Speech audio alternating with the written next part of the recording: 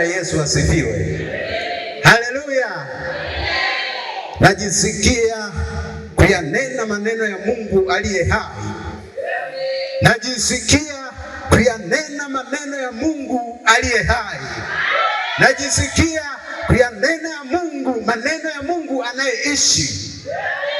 Leo tunakwenda kuanza somo moja ambalo tutakuwa nalo kama kanisa kwa kipindi kirefu kidogo. Bwana tusaidie.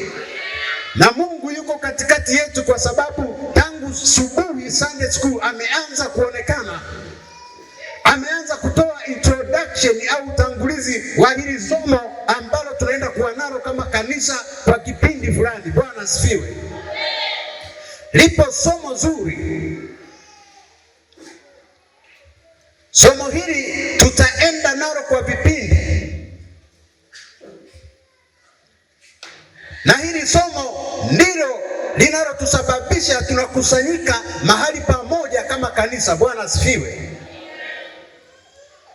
Hata Yesu alipoondoka akawaacha mitume, waliendelea kukusanyika kama jinsi ambavyo tumejifunza katika Sunday School.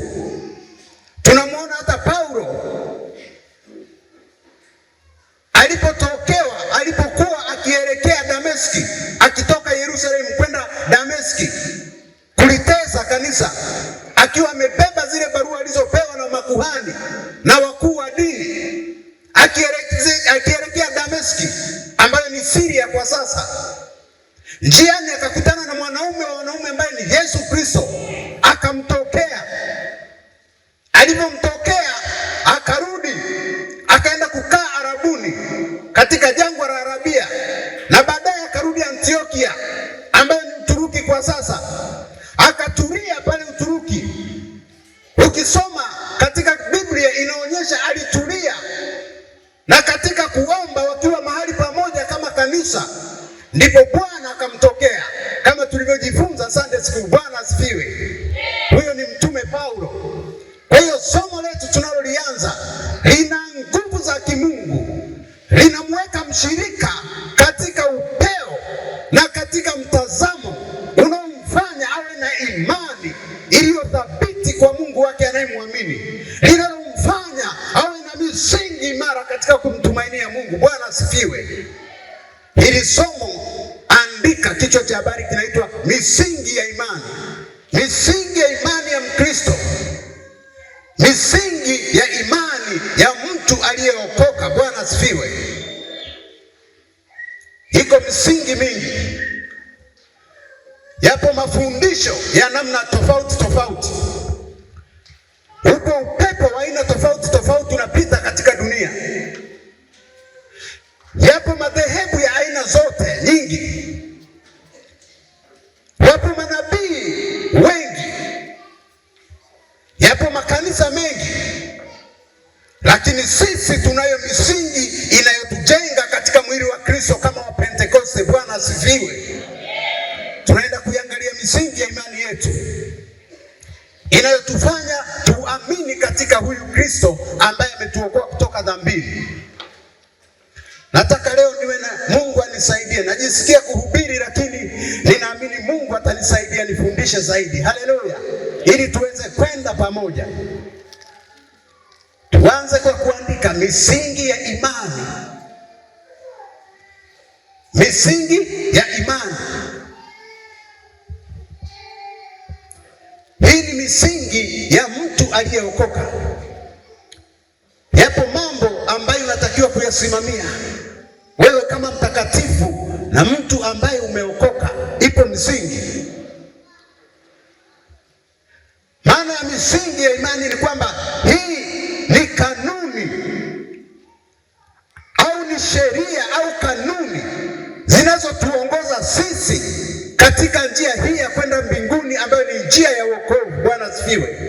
Ipo misingi ambayo tunaisimamia kama kanisa, na ipo misingi ambayo tunaisimamia yani kama kanisa na kama mtu aliyeokoka. Usivutwe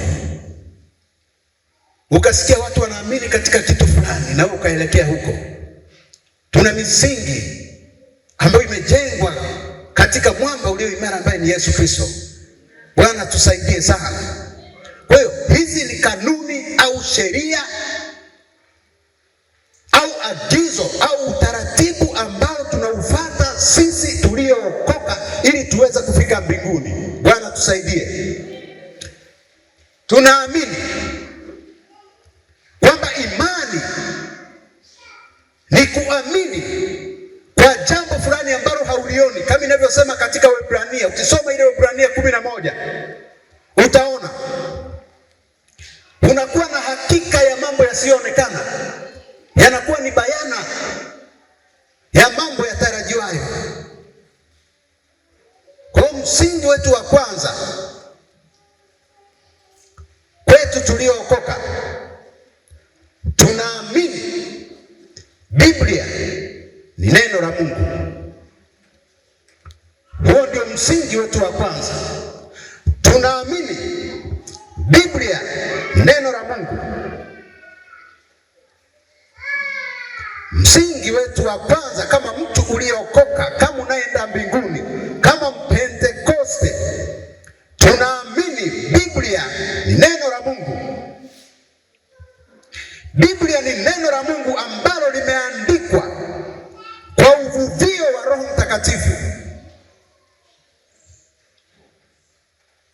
Na hapa naomba twende pamoja mpaka tunamaliza hili somo lenye misingi 16 ya imani. Tunataka wewe kama mshirika au mimi kama mshirika nisiweze kuvutwa kule na kule na kuyumbishwa na upepo unaovuma nyakati hizi. Bwana asifiwe. Niweze kuwa na uhakika. Hii misingi inatupatia uhakika wa hii imani tuliyoichagua, kwamba hii ni imani sahihi na imani ambayo inatuwezesha sisi kufika mbinguni. Bwana tusaidie sana. Tunaamini Biblia ni neno la Mungu. Maandishi ya Biblia haya tunayoyaona yameandikwa katika uongozi wa Mungu. Mungu aliwatokea manabii, akawaambia, wakatabiri na wakaandika, na yale yaliyotabiriwa yakatimia. Kwa hiyo mtu asije akaja akakwambia Biblia sio neno la Mungu. Biblia ni neno la Mungu. Naomba tusome naomba tuende, mzee wa kanisa utakuwa pamoja nami, tufunue katika kitabu cha Timotheo wa pili. Timotheo wa pili sura ya 3 15-17. Linasema 15, linasema na ya kuwa tangu utoto umeyajua maandiko matakatifu ambayo yaweza kukuhekimisha hata upate wokovu kwa imani iliyo katika Kristo Yesu. Kila andiko lenye pumzi ya Mungu lafaa kwa mafundisho na kwa kuwaonya watu makosa yao na kwa kuwaongoza na kwa kuwaadabisha katika haki, ili mtu wa Mungu awe kamili, amekamilishwa apate kutenda kila tendo jema. Bwana asifiwe. Tunasoma hapo Biblia inasema kila andiko lenye pumzi ya Mungu lafaa kwa mafundisho na kwa kuonya watu. Biblia ni neno la Mungu ambalo lina pumzi. Manake neno la Mungu lina uhai. Kila andiko lenye pumzi ya Mungu lafaa kwa mafundisho. Manake kama andiko lina pumzi ya Mungu, manake ni kwamba liko hai, andiko linaishi. Andiko la Mungu lina uwezo wa kutenda. Andiko la Mungu lina uwezo wa kubadilisha mtu tabia. Andiko la Mungu linapoingia ndani ya mtu linafanya mabadiliko ya kimaisha. Ndio maana tunamwona Paulo anamwandikia Timotheo barua yake hii ya kwamba kila andiko lenye pumzi ya Mungu lafaa kwa mafundisho.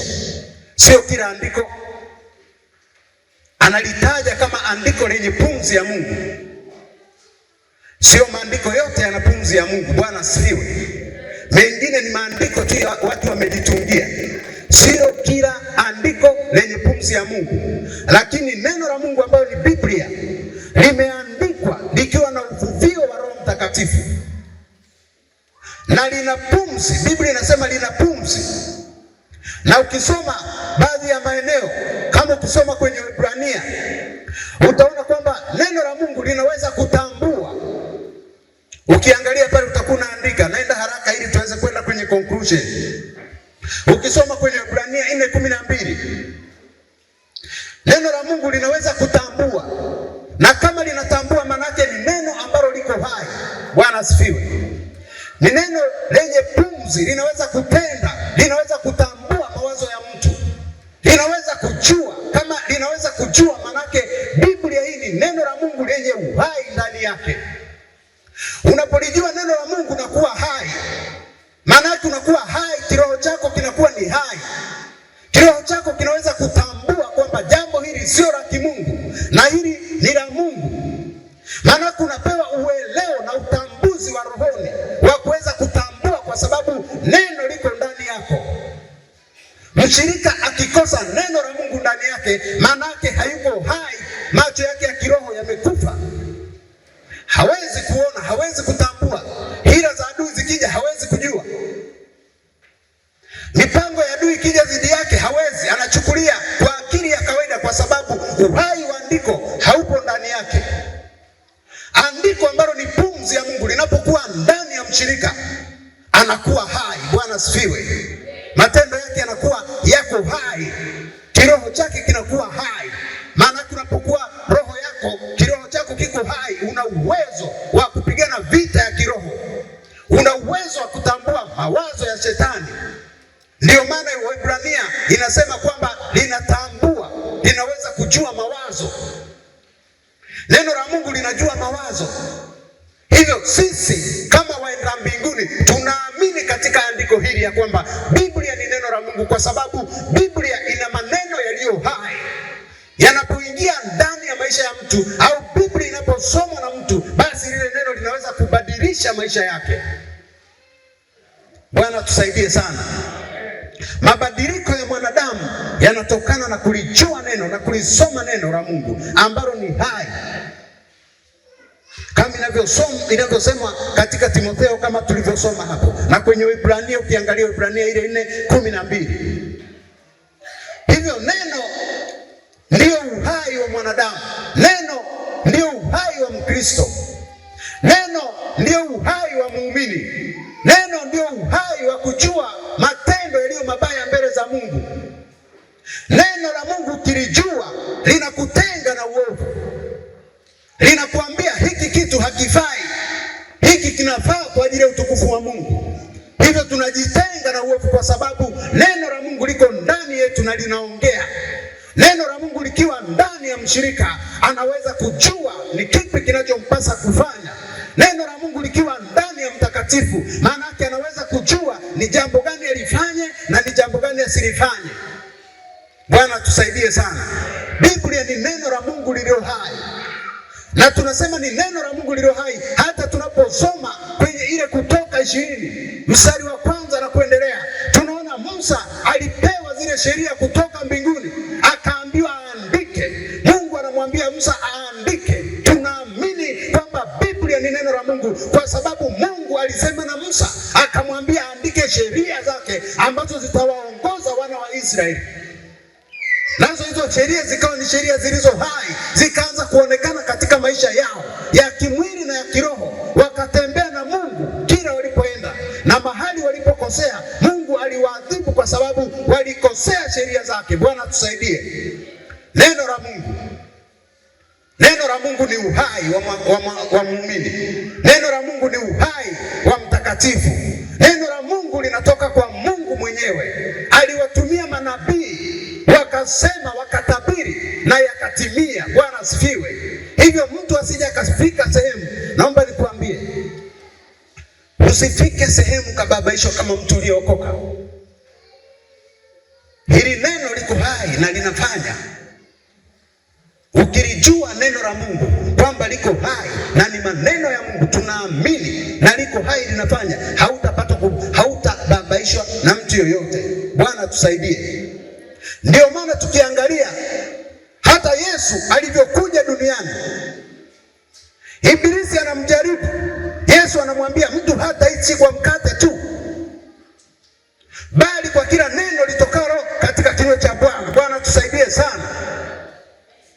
Yesu mwenyewe anathibitisha kwamba neno la Mungu liko hai. Neno la Mungu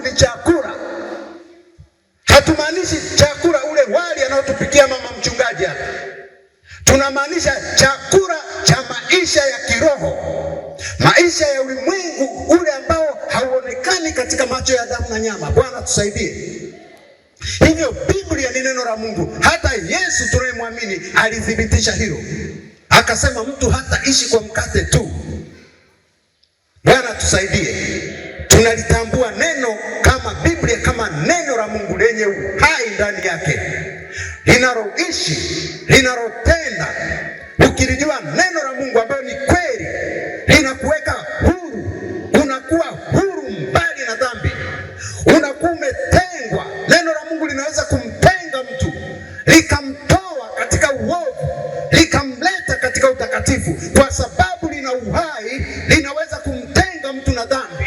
Kwa sababu lina uhai, linaweza kuponya. Tunaliona neno linaponya. Neno likiingia ndani ya mwanadamu linamponya, linaponya, linaondoa magonjwa, kwa sababu liko hai. Neno liko hai, ndio maana linatenda. Neno la Mungu ni uzima. Unapompokea Yesu unakuwa mzima. Hata kama ulifungwa katika vifungo fulani fulani, unakuwa mzima, maana Biblia inasema Yesu ni neno. Biblia, neno la Mungu lilo hai. Tunaamini katika Biblia kwamba Biblia ni neno la Mungu, maana ilitabiriwa, yaliyoandikwa hapa yakatimia, nayo yanafanyika katika maisha yetu. Huo ni msingi wetu wa kwanza. Usivutwe na mtu, wala mtu asikubabaishe. Tunaamini katika neno la Mungu lilo hai. Bwana asifiwe. Haleluya. Na hili neno limeandikwa katika maeneo yote. Tunamwona Paulo hata akiwa gerezani anaandika nyaraka zake akiwa amefungwa. Na huyo anayesema hapa kila andiko lenye pumzi ya Mungu ni Paulo. Kumbuka hapo mwanzo nimekuambia alivyokutana na Yesu, alivyokuwa akilitesa kanisa. Lakini sasa anakuja kutuambia kila andiko lenye pumzi ya Mungu. Anaamini. Na huyu ukumbuke kwamba ni Mfarisayo kweli kweli, tena aliyesoma sheria chini ya Gamalieli, ambaye alizaliwa kule Tarso, kwa sasa ni Mturuki. Akakulia chini ya falsafa ya Wagiriki, akasoma falsafa ya Wagiriki, na baadaye akarudishwa Yerusalemu, akaenda kusoma mila na desturi za Wayahudi. Ndio maana tunamwona anaanza na Injili, anaanza kuihubiria Rumi, anaanza na Injili, maana huyu alikuwa ni Mrumi. Ni Mrumi. Paulo alikuwa ni Mrumi katika uraia, lakini alikuwa ni Myahudi, lakini alizaliwa Uturuki. Bwana tusaidie. Anakuja baada ya kukutana na Yesu, anatambua, anaanza kusema kila andiko lenye pumzi ya Mungu lafaa kwa mafundisho. Sio mtu wa kawaida anayesema hivyo. Kumbuka sifa za Paulo, mtume Paulo, mtu mwenye elimu ya juu ya sheria. Alisoma sheria chini ya mwalimu Gamalieli. Alisoma falsafa ya Kigiriki alipozaliwa Tarso, ndio ni Uturuki kwa sasa. Na baadaye alikuwa, ukumbuke kiuraia, naomba niwaweke sawa hapo. Kiuraia Paulo alikuwa ni raia wa Roma, kipindi cha koloni lile la Mrumi, Roma, ambayo ni Italy. Italy alitawala maeneo mengi duniani. Kwa hiyo Paulo alizaliwa Tarso, ambapo ni Uturuki, lakini alikuwa ni Myahudi. Ina maana ni kipindi cha uhamisho. Kipindi kile Wayahudi walikuwa wametawanyika sehemu mbalimbali duniani. Tunajua kwamba Wayahudi walitawanyika. Kuna kipindi walichukuliwa utumwani, wakaenda Babeli, wakarudi. Babeli ambayo ni Iraki kwa sasa. Na baadaye Mungu akawatoa kule kama ilivyotabiriwa kwamba wataenda Babeli, watakaa miaka 70 na baadaye watarudi. Tunakuja kuona wanarudi chini ya baada ya Babeli kuangushwa na Uajemi. sasa. Babeli ilipoanguka wanarejea, wanarudishwa chini ya mfalme Koreshi.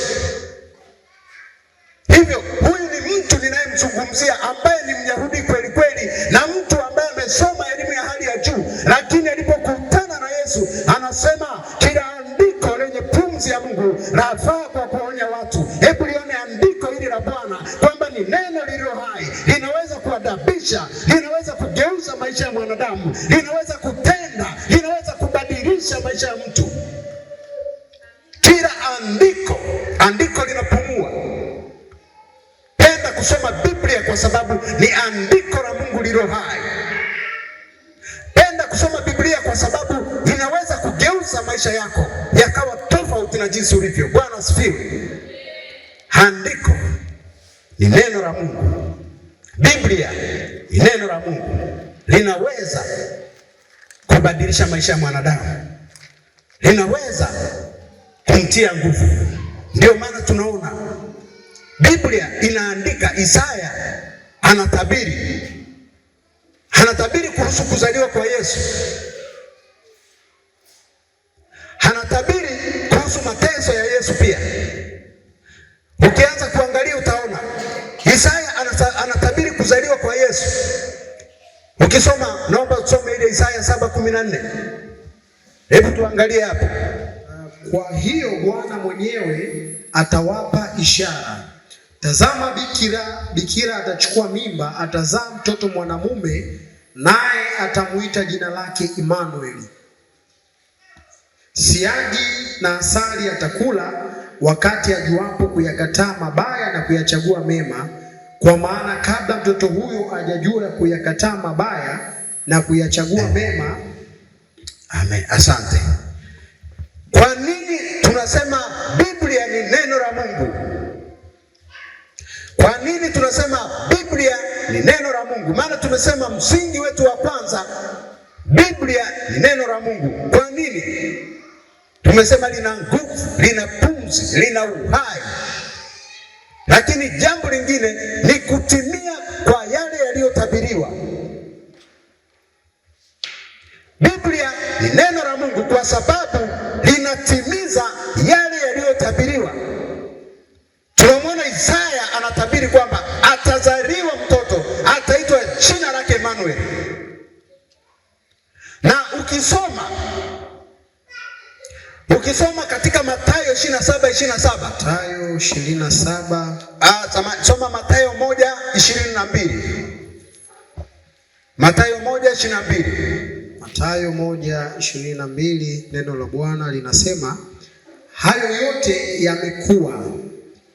yamekuwa ili litimie neno lile lililonenwa na Bwana kwa ujumbe wa nabii akisema, tazama, bikira atachukua mimba, naye atazaa mwana, nao watamuita jina lake Imanueli, yaani Mungu pamoja nasi. Amen. Bwana asifiwe. Biblia ni neno la Mungu kwa sababu linatimiza yote yale yaliyotabiriwa. Utimilifu wa yale yaliyotabiriwa ni ushahidi tosha kwamba Biblia ni neno la Mungu. Isaya anatabiri, anasema atazaliwa mtoto, jina lake ataitwa Emmanuel. Na baadaye tunaona anazaliwa, ukisoma kwenye hiyo Mathayo 1:22. Nini maana ya Emmanuel? Tutaona kule mbele. Utaona Emmanuel ni Mungu pamoja na wanadamu. Bwana tusaidie sana. Hivyo Biblia ni neno la Mungu kwa sababu inatimiza yale yaliyotabiriwa.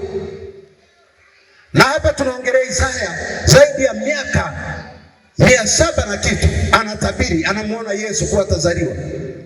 Hivyo mtu asije akafika sehemu akakubabaisha akakwambia kwamba Biblia sio neno la Mungu. Ni neno la Mungu kwa sababu lina utimilifu, linatimiza yale yaliyotabiriwa katika Agano la Kale miaka zaidi ya 700.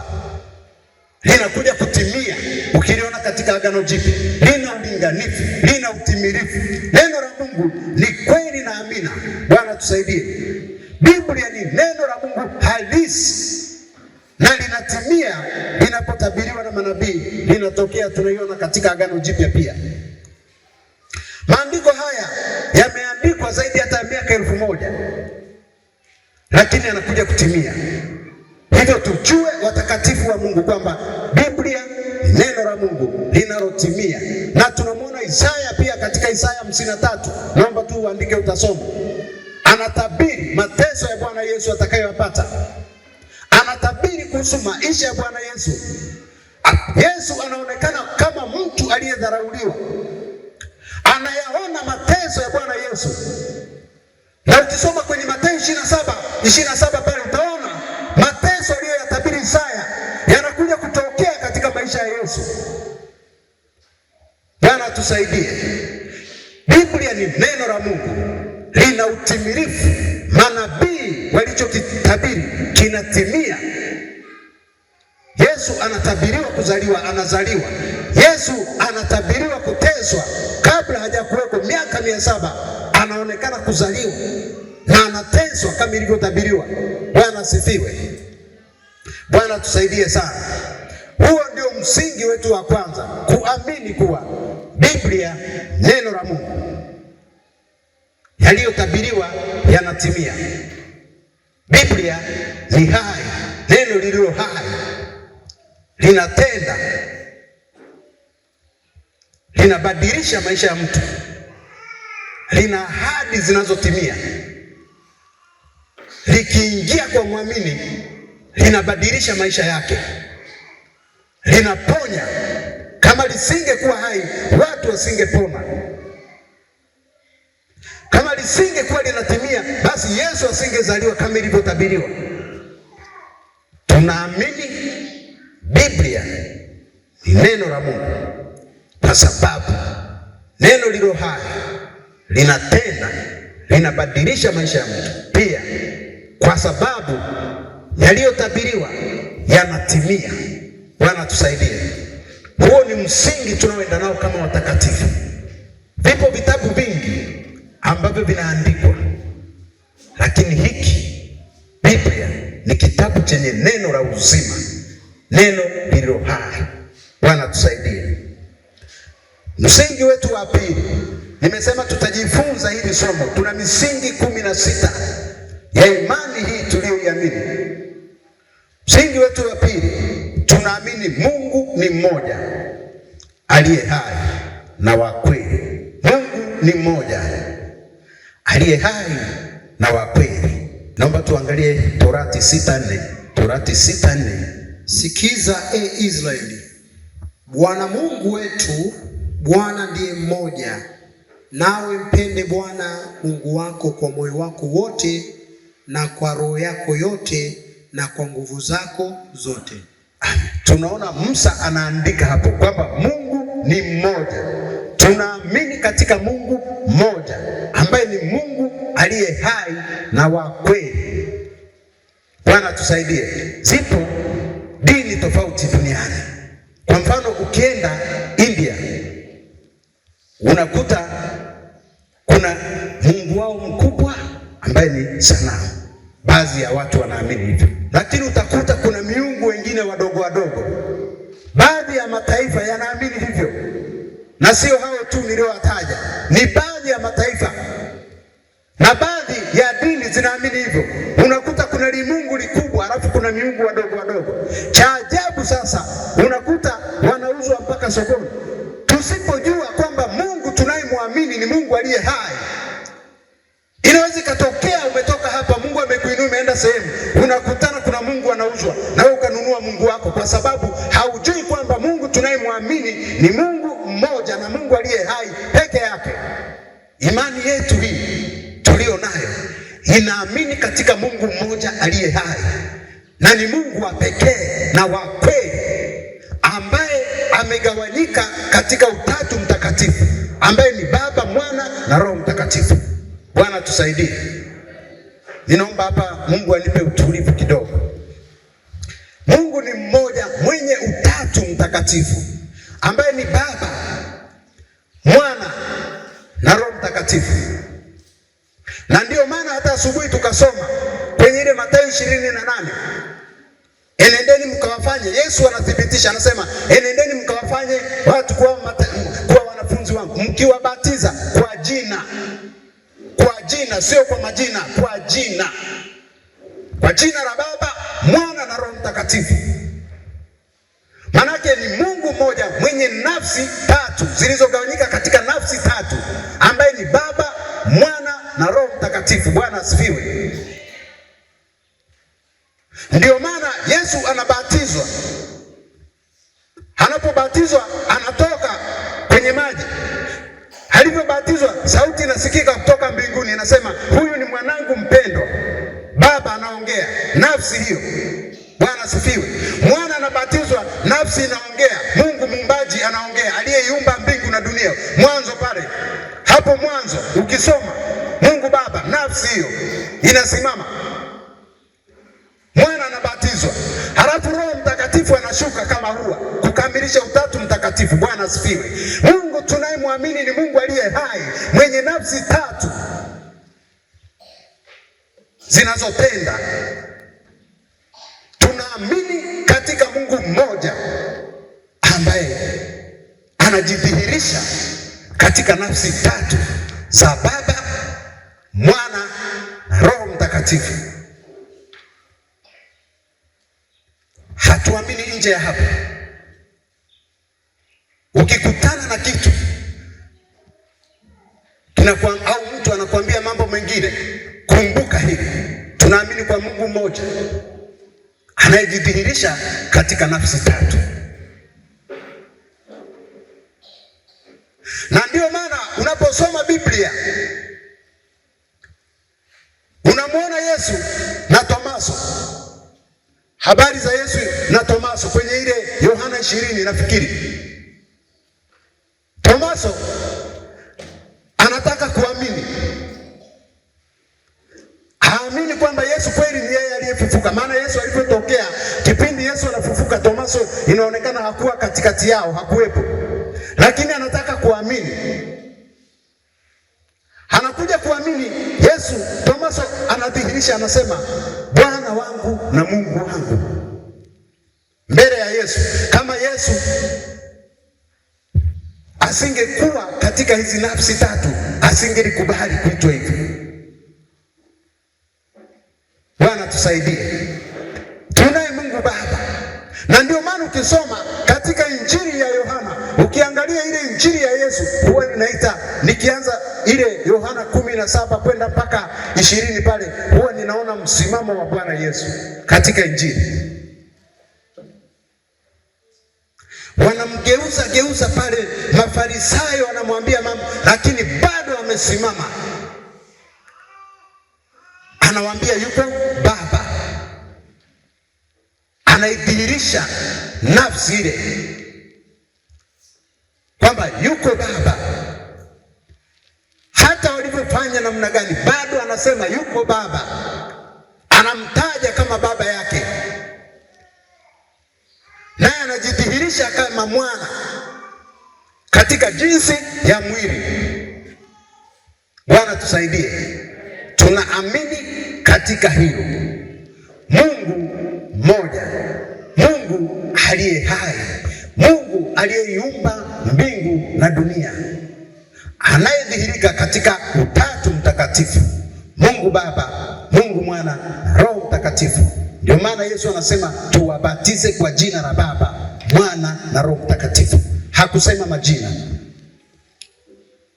alisema jina. Maanake ni Mungu mmoja ambaye ana nafsi tatu. Mtu asikubabaishe, wala usipate shida kujibu maswali kama hayo. Mungu wetu ni mwaminifu. Mungu tunayemwamini ana nguvu na anaweza mambo yote na anajidhihirisha. Ndio maana sasa tunamwona Yesu anakuja kama nafsi, anavaa uungu. Hapo tukifika hapo, tunaenda kwenye kanuni yetu au msingi wetu wa tatu, tunaita uungu wa Bwana Yesu. Na hiyo ndio itakuwa mwisho wa leo, uungu wa Bwana Yesu. Tumegusia kidogo, tunamwona Yesu mwenyewe anasema, anamuita Mungu Baba, na tunaona sauti inatoka mbinguni ikisema, huyu ni mwanangu mpendwa ninayependezwa naye. na tunaona Roho Mtakatifu kama nafsi anaingia kwa mwana kipindi Yesu anabatizwa. Mungu mmoja katika nafsi tatu. Sasa kuna vitu huwa vinajitokeza katika imani zetu hizi. Mtu anakuuliza, Yesu ni Mungu? Thibitisha. Tunataka Mungu atusaidie kuelewa ili tuwe na msimamo na kuwa na uhakika wa imani hii ambayo tumeikimbilia katika maisha yetu, kwamba ni imani ya uhakika, na mahali tulipo hakuna kutikisika wala kwenda kulia wala kushoto, ni kubaki umesimama ukiwa na uhakika kwamba hapa ndio penyewe nilipofika kwa Mungu huyu aliye hai, mwenye neno lake lilo hai, ambaye anaaminika, ambaye alikuja duniani na akaniokoa. Bwana asifiwe. Utakutana unaulizwa, Yesu ni Mungu? Unajibuje? Mungu atusaidie. Ndio maana pale mwanzoni nimesema somo hili tutaenda nalo ili kujiwekea misingi ya imani yetu tuliyo nayo. Kanisa linatakiwa kuamini katika misingi hii, na inapotokea mtu akija na upepo mwingine, unakuwa na sababu, kwa sababu unalijua neno ambalo ni neno la Mungu. Unamjua Mungu mmoja anayedhihirika katika nafsi tatu, na unamjua mwana ambaye alikuja duniani. Bwana asifiwe.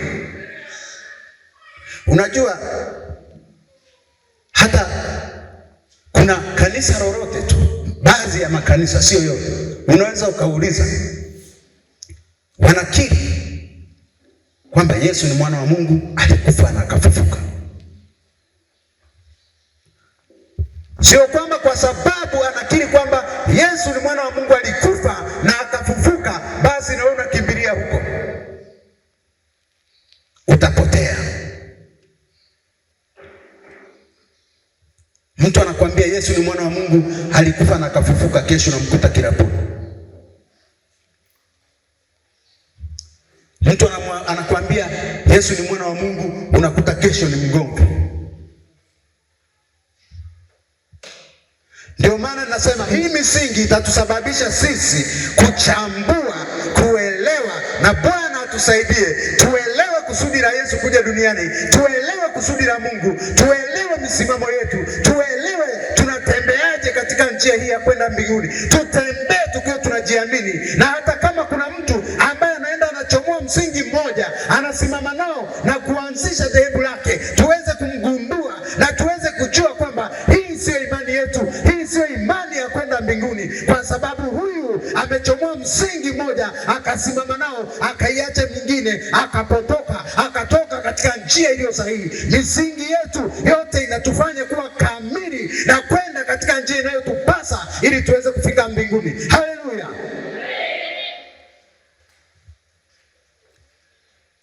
Lazima tuwe na misimamo katika imani tuliyoikubali, na tusibabaishwe na kuchukuliwa na upepo kutoka katika imani hii ya kweli ya Bwana wetu Yesu Kristo, ambaye ni Mungu. Tunaenda kumthibitisha katika maandiko kwamba yeye ana asili ya uungu na ni Mungu aliye kamili. Hebu naomba msomaji nisomee.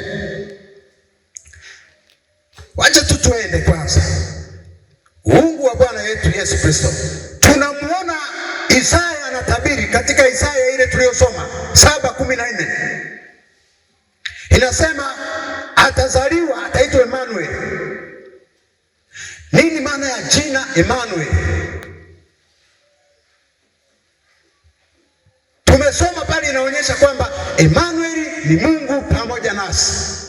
Bwana atusaidie. Hiyo ni sababu ya kwanza kabisa. Isaya anatabiri katika Isaya 7:14. Tunamwona Yesu anazaliwa, anaitwa Emmanuel katika ile Mathayo 1:23.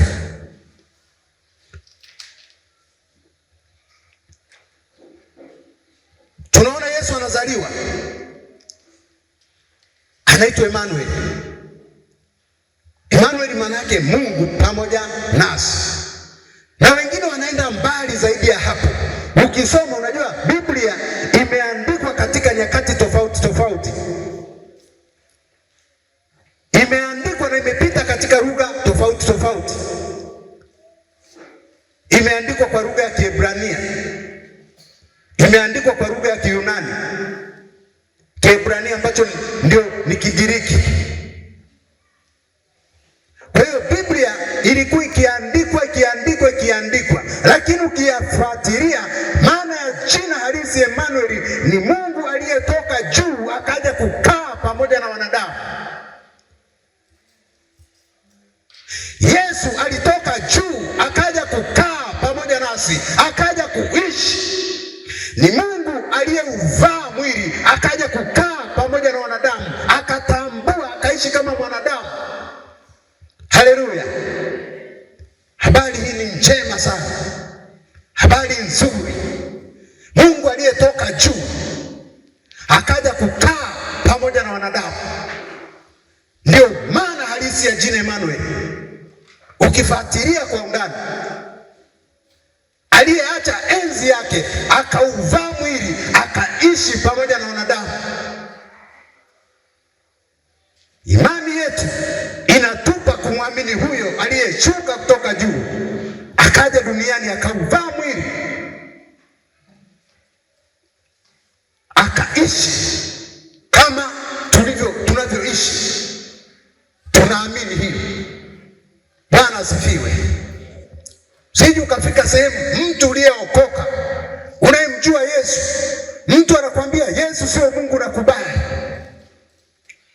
Hata hilo moja tunatosha kumthibitishia kwamba Yesu ni Mungu. Ilitabiriwa miaka 700 zaidi, lakini kwamba ataitwa Emmanuel, na baadaye inakuja kuthibitika kwamba anaitwa Emmanuel aliyetoka juu akaja kukaa na wanadamu. Mpango wa Mungu katimia ili atuokoe. Haleluya! Usitikiswe, usipelekwe kule na huku na upepo. Huo ni upepo tu. Hata Yesu mwenyewe alithibitisha kama tulivyosema. Basi Tomaso alivyomwambia Bwana wangu na Mungu wangu, Yesu angesema mimi sio Mungu. Haleluya! Yesu angesema, nimwambia Bwana tafadhali, mimi sio Mungu. Tunaamini Yesu ni Mungu kwa sababu alihusika katika uumbaji. Yohana 1:1 pale. Alihusika katika uumbaji.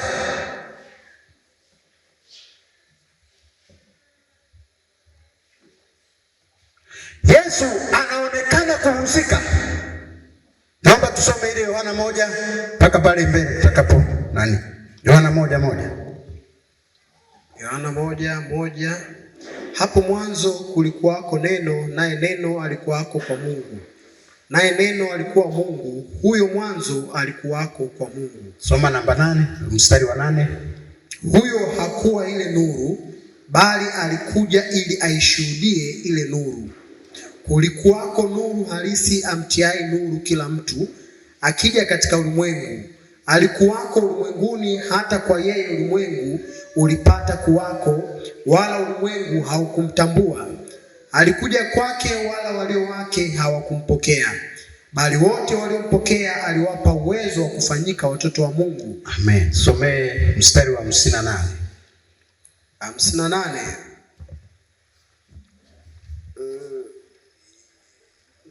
Soma Yohana 8:58.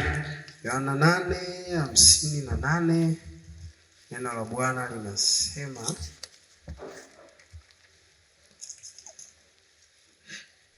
Yesu akawaambia, amini amini nawaambia, yeye Ibrahim asijakuwako, mimi niko.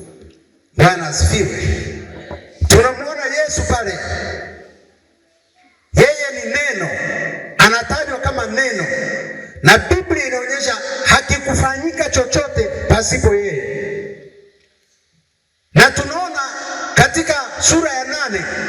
mstari wa 58 anakuambia kabla ya Ibrahimu yeye alikuwepo. Bwana asifiwe. Yesu ni Mungu halisi ambaye amedhihirishwa kwetu kama nafsi ya mwana. Bwana tusaidie. Yesu ni Mungu. Tulizoea tunasema Yesu ni Mungu, hakuna upinzani. Sasa unaweza ukajikuta sehemu unaimba Yesu ni Mungu, hakuna upinzani, halafu mtu anakuja na kuambia basi nithibitishie Yesu ni Mungu kivipi? Haleluya. Yesu ni Mungu kwa kuzaliwa.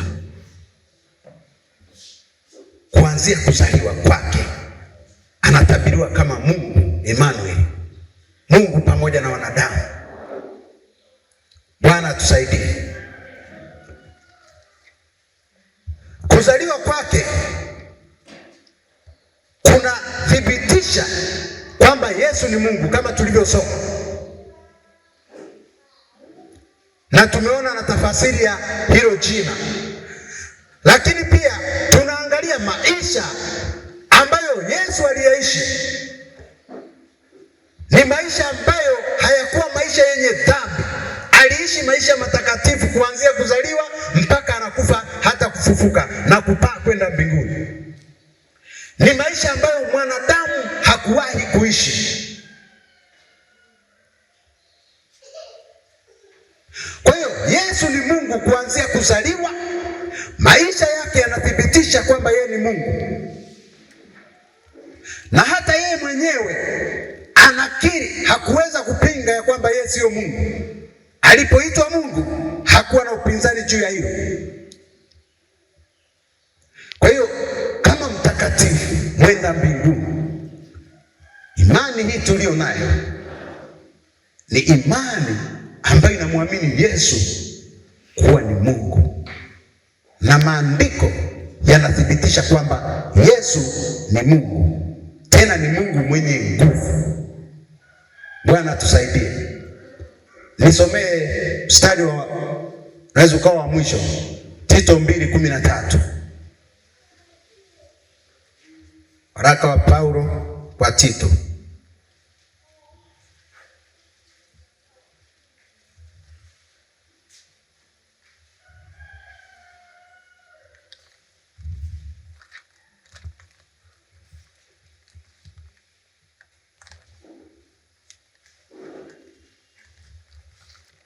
Yesu ni Mungu. Na hata ukisoma Biblia na kuonyesha kabisa kwamba Yesu alitabiriwa atazaliwa Bethlehemu ya Uyahudi. 13. Karibu. Tukilitazamia tumaini lenye baraka na mafunuo ya utukufu wa Kristo Yesu, Mungu mkuu na Mwokozi wetu. Amen. Huyu ni Paulo ambaye nimewaambia habari zake kwa ufupi, aliyejua Torati, aliyesoma sheria za Kiyahudi, aliyekuwa mwanasheria, aliyelitesa kanisa, aliyekuwa na misimamo, ni Farisayo, lakini anathibitisha, anasema Yesu Mungu mkuu. Bwana tusaidie. Kwa kuzaliwa Yesu ni Mungu. Maisha yake Yesu ni Mungu. Kazi alizozifanya zinadhihirisha kwamba Yesu ni Mungu. Kazi aliyoifanya akiwa duniani inathibitisha kwamba Yesu ni Mungu. Aliponya, alisamehe dhambi, vipofu walifunguliwa, wenye shida mbalimbali waliombewa. Kazi za Yesu zinadhihirisha kuwa ni Mungu. Hivyo misingi ya imani yetu inatuelekeza namna ya kwenda katika imani hii tulionayo, au namna ya maisha yetu tukiwa hapa duniani, tunavyopaswa kusimama, tunavyopaswa kuenenda, tunavyopaswa kuamini, tunavyopaswa kusimamia tunapokuwa hapa duniani. Tutaenda na hili somo taratibu taratibu. Mungu atatusaidia. Tunatamani sisi kama kanisa tusivutwe na upepo, tusikimbizwe na imani za ajabu zinazokuja. Imani ulio nayo Mungu anaijua. Mahali ulipo Bwana anajua ya kwamba upo mahali sahihi, maana kazi zake alizozifanya zinadhihirika hata kwako leo. Kazi ya kuokoa aliyoifanya ameifanya hata kwako leo, ndio maana uko hapa.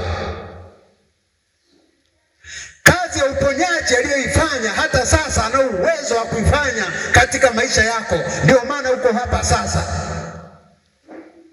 Kazi ya Yesu msalabani aliyoifanya ya kuokoa ulimwengu, akasema imekwisha. Yeye ni Mungu mkuu, ana uweza na mamlaka.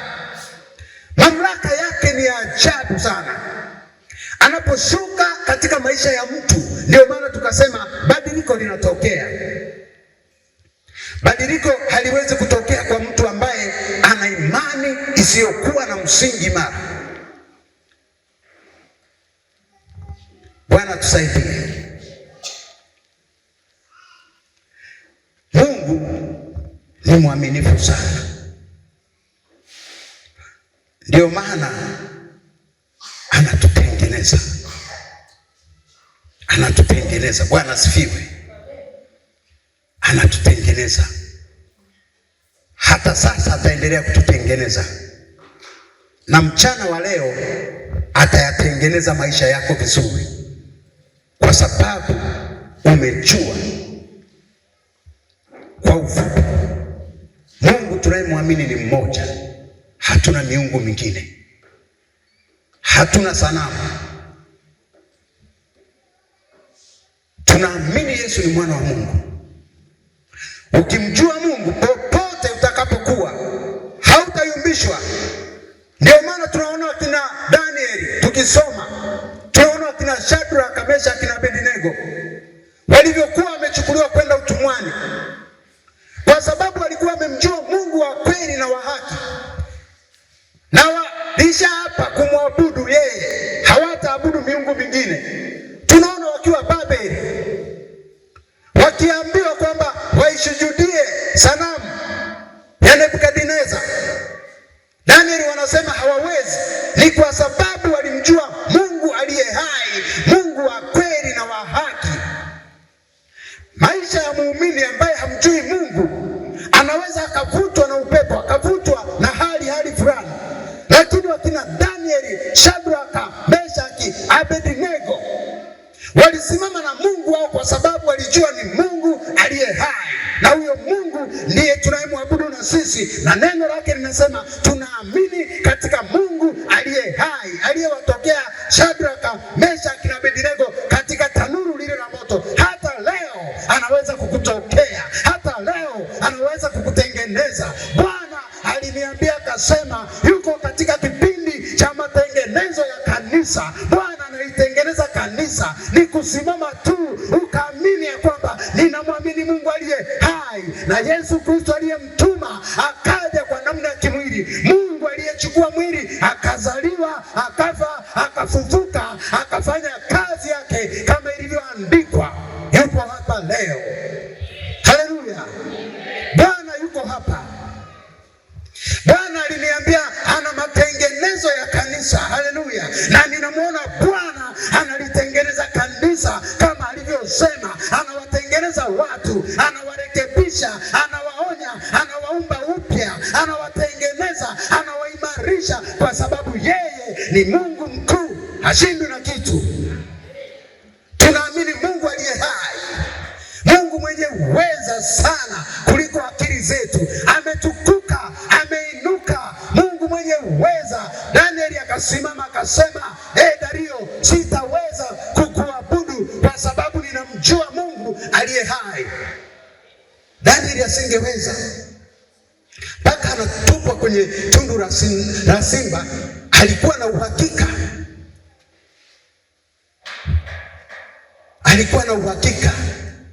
Wakina Shadraka, Meshaki na Abednego walienda katika nchi za mbali kule, wamechukuliwa utumwa kutoka Yerusalemu, wakapelekwa Babeli, ambayo ndio Iraki ya sasa. Iraki.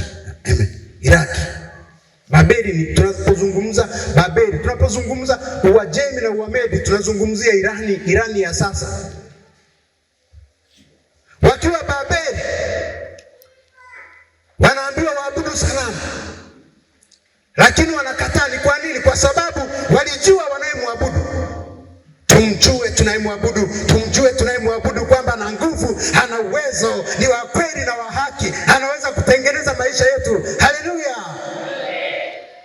Tupo mahali sahihi, kazi zake zimedhihirika katika maisha yetu. Mjue sana Mungu, jua sana misingi ya imani ambayo unaisimamia katika safari hii ya kwenda mbinguni. Mwamini Mungu aliye hai na wa kweli na wa haki, Yesu Kristo aliyemtuma. Usivutwe na upepo. Bwana atusaidie. Unajua, mwingine unakutana na vishawishi vya ajabu vinakutoa katika njia. Ni kwa sababu bado haujajua unayemwamini, haujajua unayemwabudu. Mjue sana, soma neno la Mungu, liko hai, ukilisoma linafanya. Penda kusoma Biblia, tunaamini katika Biblia, neno la Mungu. Soma Biblia, hili neno linaongea. Tumesema neno linaongea, lina pumzi ya Mungu, lina uhai wa Mungu. Biblia inaliona kama upanga unaoweza kutenganisha, unatenga vitu vibaya, unaondoa kila uovu, unakufanya kuwa upya. Liko hai. Penda kusoma neno la Mungu, usikubali vishawishi. Siku moja nikawa nimetulia,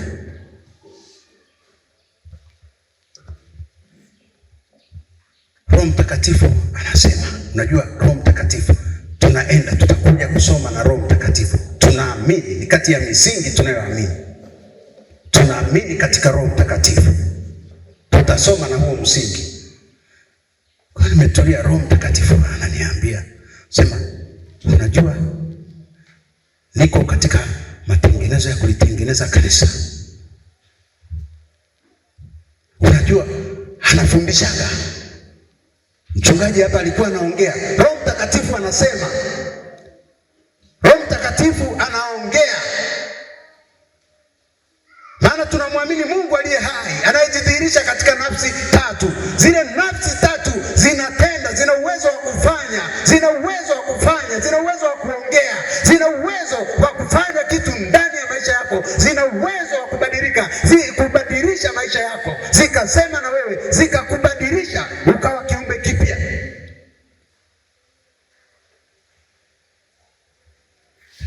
Roho Mtakatifu siku moja ananiambia, naona kanisa tuko kwa fundi, tunatengeneza tochi zetu, kila mtu hana baiskeli yake. Wengine nikaona tochi zao zinawaka halafu zinazima, zinawaka halafu zinazima, zinawaka halafu zinazima. Roho Mtakatifu akaniambia, huu ni ule wokovu wa kusuasua, unaenda halafu unarudi, unaenda halafu unarudi. Halafu ananiambia, unajua nalitengeneza kanisa. Kubali leo, Bwana yupo katika kukutengeneza. Usiwe na tochi inayowaka na kuzima. Mche Bwana upate nguvu, mche Bwana upate nguvu, maana neno lake ni mwanga wa miguu yetu na ni mwangaza wa kutosha. Katika jina la Yesu, Bwana atupe uweza wa kuweza kuona. Bwana atupe nguvu, tochi zetu zikawe sawa, zikawe imara mbele zake, na zikamulike nyakati zote, zikamulike nyakati zote, nyakati za usiku, nyakati za mchana, tukawe ni nuru kwa watu. Haleluya.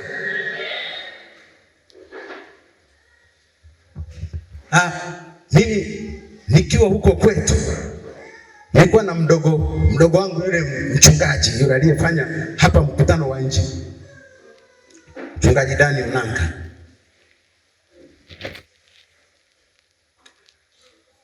Tukiwa katika maisha, utaratibu ilikuwa ni kuamka baada ya kuwa Mungu ametujalia, ninasema ametujalia kidogo, angalau tunaanza kuonekana.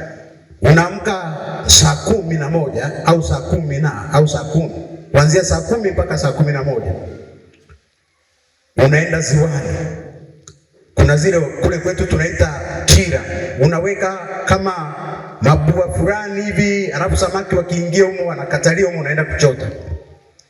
Taratibu ni kuwahi asubuhi, unaenda unachota wale samaki, unauza, ndio unapata hela ya kununua chakula, alafu unaenda darasani.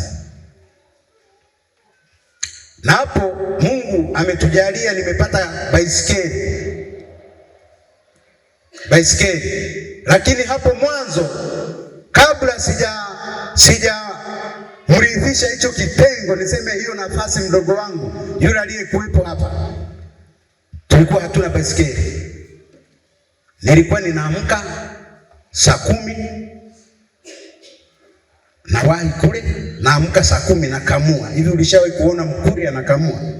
Nakamua, nachukua maziwa yangu lita 5, nakimbia kilomita 5 kwa mguu, naenda navua au samaki, nauza na maziwa napitishia wateja wanaofahamika, napita sokoni, nanunua unga kwenye kikopo ili wadogo zangu waweze kwenda kutumia nyumbani.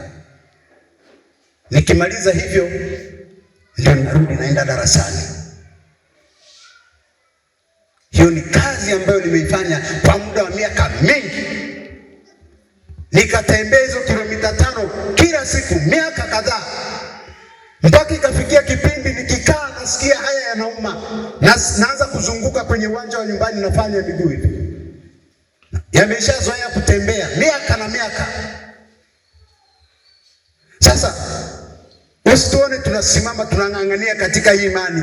Kuna mahali Mungu alitutoa, acha tumhubiri huyu Yesu wa kweli na wa haki. Haleluya! Usibabaishwe kwa ajili ya kwamba wewe huna fedha au uko katika level fulani ya maisha. Yuko Yesu anayeweza kubadilisha level za maisha, maana kazi alizozifanya zilidhihirika. Haleluya! Level fulani ya maisha isije kukufanya ukamwacha Yesu. Imani hii tulionayo ni imani ya kweli ya Mungu aliye hai. Wala kuishiwa kusije kukakufanya ukamwacha Yesu kwa sababu umeishiwa, ukamtenda Mungu wako dhambi kwa sababu huna maisha fulani. Yesu anaweza kukuokoa na kukupa hatua kubwa zaidi kuliko hapo ulipo. Haleluya! Acha nisimame katika imani hii kwa miguu yote. Wanasema unaingia mzima. Kwa Yesu nimeingia mzima katika jina la Yesu. Ingia mzima na wewe. Ingia mzima kwa Yesu. Ingia mzima kwa Yesu. Ingia ukiwa mzima kwa miguu yote. Nampenda Yesu wa Galilaya. Haleluya! Nilifanya hiyo kazi kwa miaka mingi. Bwana akanitokea, nikapata baiskeli, nikaona muujiza mkubwa. Nikasema sasa, mdogo wangu mimi karibia, nikaanza kuhisi kwamba Bwana atanitokea, nitaenda masomoni. Nikaanza kumwandaa mdogo wangu kwa ajili ya kazi. Unajua Mungu huwa ana tabia ya kuandaa mtu. Bwana asifiwe. Kama hauandai mtu, hujui una matatizo. Kama uko ofisini, hauandai mtu nyuma yako, hujui una matatizo. Kama pale nyumbani kwako, hauandai watoto wako kuja kurithi au kuja kufanya sawa na wewe, hujui una matatizo. Bwana tusaidie. Nikawa namuandaa, maana najua mimi Bwana alikuwa ananionyesha, ananitokea nitaenda kusoma. Ndio Bwana amenitokea, nimepata baiskeli. Sasa wewe mdogo wangu, nitaanza kwenda na wewe ziwani. Muujiza mkubwa, baiskeli. miaka zaidi ya 3 natembea kwa mguu. Hata kusoma huku ni Yesu tu,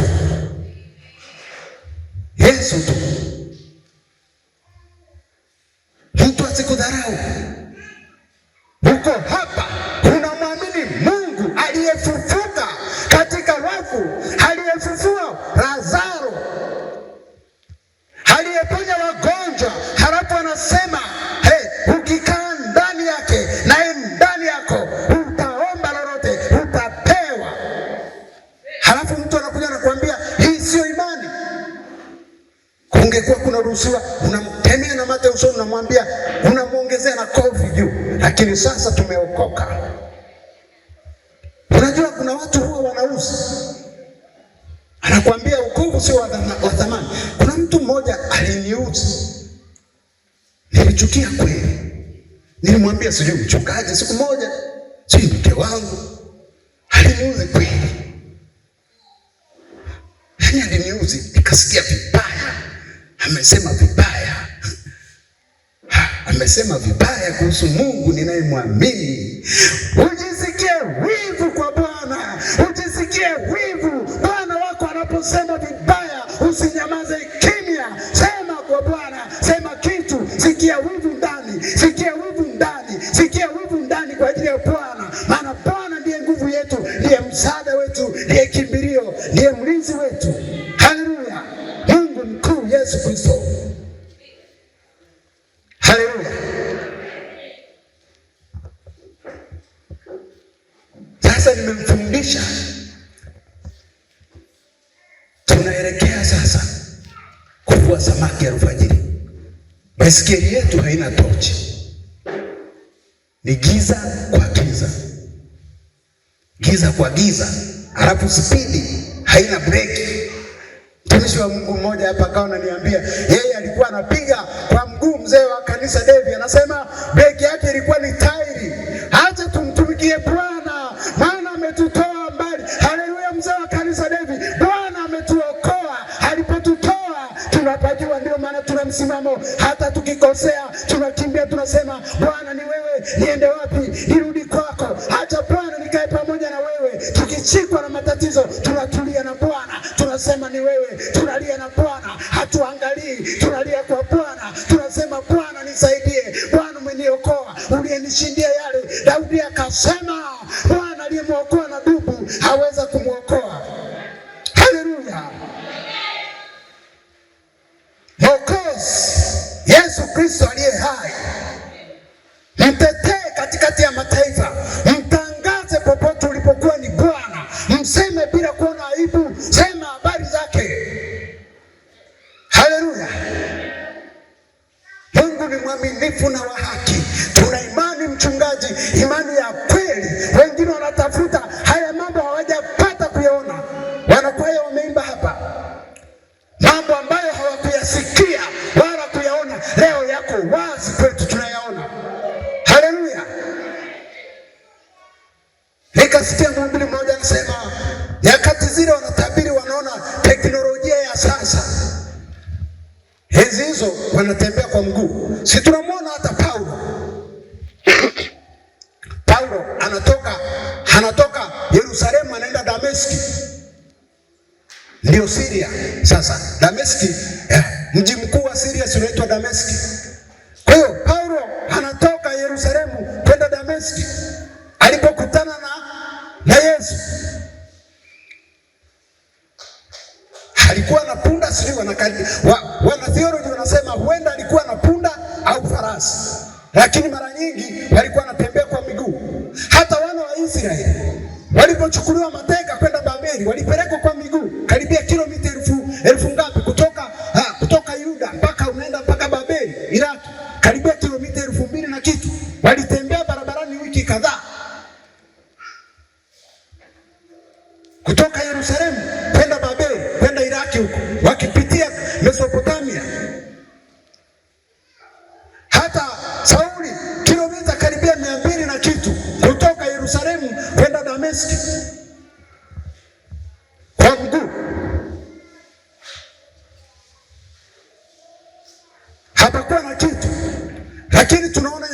hizo wanatabiri, wanasema tunaona nyakati zitakuja, nyakati za mwisho ambazo mtu atakuwa kule atawasiliana na huyu kule. Nyakati za hatari zinakuja ambazo ndizo nyakati za sasa. Bwana kusaidie usijue nyakati hizi. Bwana tusaidie tujue ni nyakati hizi zilizotabiriwa kama waimbaji walivyosema, lakini sasa ziko wazi. Ukiwa kipofu wa kiroho utazidi kuwa kipofu wa kiroho. Kama huoni dalili, basi soma neno. Na adui anachokifanya ni kutafuta uwezo wa kukuingia kidogo tu. Akisha kukuingia kidogo tu, anaanza kujitanua. Shetani ana tabia ya kutafuta uwepo wa Mungu utoke katikati yako. Akisha toa ule uwepo wa Mungu, anaanza kujitanua. Ndio siri ya adui yetu. Atakutafuta tu ukwazike kidogo. Ukisha kwazika kidogo, Roho Mtakatifu anaanza kuhuzunika. Roho Mtakatifu akihuzunika, shetani anaanza kuongeza la pili, la tatu, la nne na la tano, kwa sababu Roho wa Mungu ameanza kuhuzunika. Unavyozidi kuongezeka katika dhambi, unavyozidi kuongezeka katika dhambi, Mungu anakaa pembeni, anakuacha anakaa pembeni. Shetani ndio tabia yake. Mgundue shetani mapema kwa jina la Yesu. Nyakati zilitabiriwa sasa zinatimia, tunaziona. Bwana tusaidie. Lakini abarikiwe Mungu, yeye ambaye anasema analitengeneza kanisa na kuliimarisha kanisa lake na kulifanya kuwa safi, safi kweli kweli, safi kweli kweli. Na tunamuona hata mahali hapa. Ni udhihirisho tosha. Nimalizie, nisikuache njiani. Siku moja tumeenda, hatuna tochi. Tulivamia wale ng'ombe wanaenda kulima, wale wanaofungiwa nini ile joke. Kule kwetu wanafunga maksai 6, huku 6, huku 3 na huku 3, alafu nyuma wanavuta ile plau. Tukaingia katikati yao mpaka ndani. Kumbuka ile plau ile imenolewa, iko tayari kwa ajili ya kwenda kulima ardhi. Ukigusa pale, wanaita ulimi wa plau pale, ukigusa pale unachanwa, iko karibia, inakaribia makali, karibia na kisu au mseme hivyo. Kuanzia kule mbele, mimi nikawa sijui Mungu alinisaidiaje, nikaruka, nikapita kwenye pembe za ng'ombe, nikaanguka pembeni. Yesu anatuokoa na mengi. Kwa kuwa mdogo wangu yeye alikuwa amekaa nyuma, yeye akaingia na ile baskeli mpaka huko katikati huko. Mpaka katikati. Akaingia na baskeli mpaka katikati. Mimi nimeruka, sijui Bwana aliniokoaje, nikapita kwenye pembe za ng'ombe huko, sijui pembeni pa huko nikaruka. Naangalia mdogo wangu simuoni. Yule mwinjilisti ndani yule mnanga, simuoni. Ninapiga miruzi, wale wanashangaa hiki ni kitu gani? Giza, hatuoni. Baskeli haikuwa na tochi. Ameingia huko ndani, simuoni alipo, nasikia analia huko ndani. Mimi nazuia ng'ombe, kupiga mruzi ule wa kuzuia ng'ombe wasimame siwezi, maana napiga huku nalia.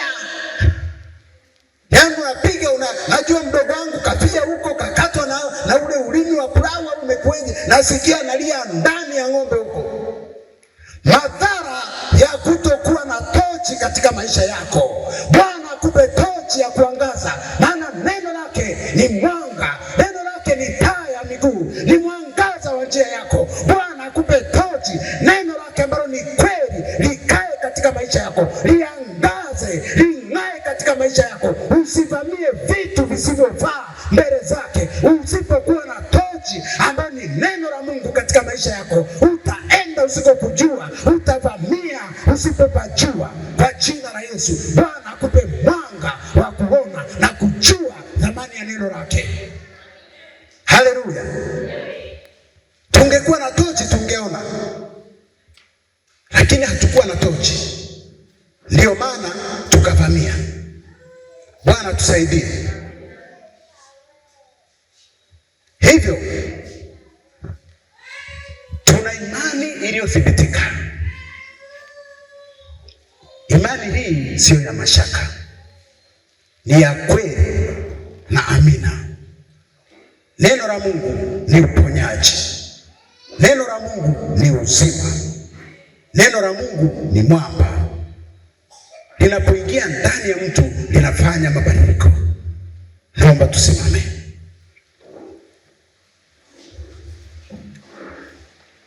Bwana anayo haja ya kututengeneza tuwe vyombo vilivyo safi kweli kweli, na Mungu atatutengeneza kuwa vyombo tulivyo safi, kwa sababu tutajua na tutakuwa na misingi ya imani hii ambayo tunaiamini. Ukiwa na msimamo katika imani kama jinsi walivyokuwa wakina Paulo, kama jinsi walivyokuwa wakina Danieli, wakamtetea Mungu hata wakiwa nchi za mbali, wakiwa utumwani. Wewe bado haujaenda utumwani, mtetee Bwana mahali ulipo, mtetee Bwana kazini kwako, mtetee Bwana nyumbani kwako, mtetee Bwana kwa kila shughuli unayoifanya, na Mungu atakubariki. Tuwe na msingi wa kumwamini Mungu huyu aliyetuokoa, na neno lake anasema li hai, neno lake lina nguvu, neno lake ni sawa na upanga ukatao kuwili, ni zaidi ya upanga ukatao kuwili. Linaweza kuondoa mateso, linaweza kuondoa shida, linaweza kukubadilisha. Yesu alifanya kazi za kuponya watu, hata leo yuko hapa, anaweza kuponya, anaweza kubadilisha maisha yako, imradi uwe na neno la Mungu ndani yako.